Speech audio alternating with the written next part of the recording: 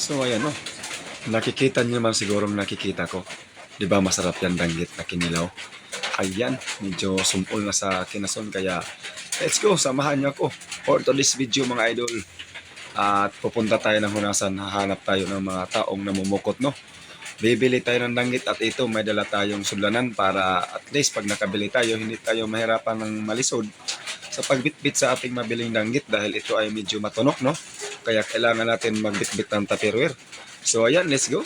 Samahan niyo ako at puntahan natin yung mga namumukot.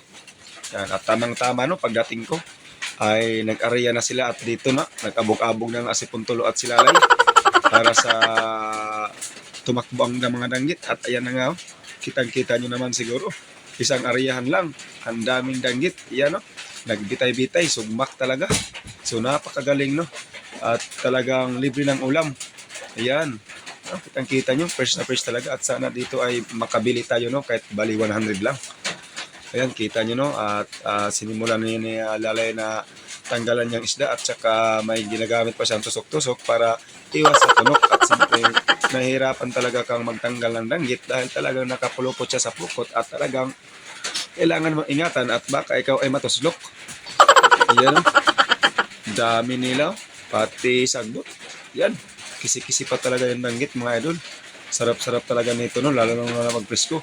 Tuwa, kilaw talaga tayo ngayon nito at saka medyo malamig ang panahon. Kaya masarap magtuwa ng danggit. At ayan no, ako ay naigo ng bawal ng ligid-ligid at naanod pa yung tupperware ko. Ito na lang at nababaw lang at hindi tayo nalumos. Hanggang ngayon ay continue pa rin sila sa pagpanguha ng danggit sa pukot dahil medyo marami talaga at talagang nalalangan talaga dahil matunok talaga ang danggit na ito. Dahil pag ikaw ang natunok nito ay talagang makakaihi ka talaga mga idol. Yan no? Yan, madami pa talagang huli no. So tamang-tama talaga, swerte tayo nang lapitan natin sila at yung mga danggit ay nagsisugmakan sa pukot dahil nakakita sila sa akin. At Sana dito na nga, all. ayan na. Matik na, transition na tayo agad at may kinilaw na tayo. Kinilaw, kain tayo mga idol. At may kasama pang kinason.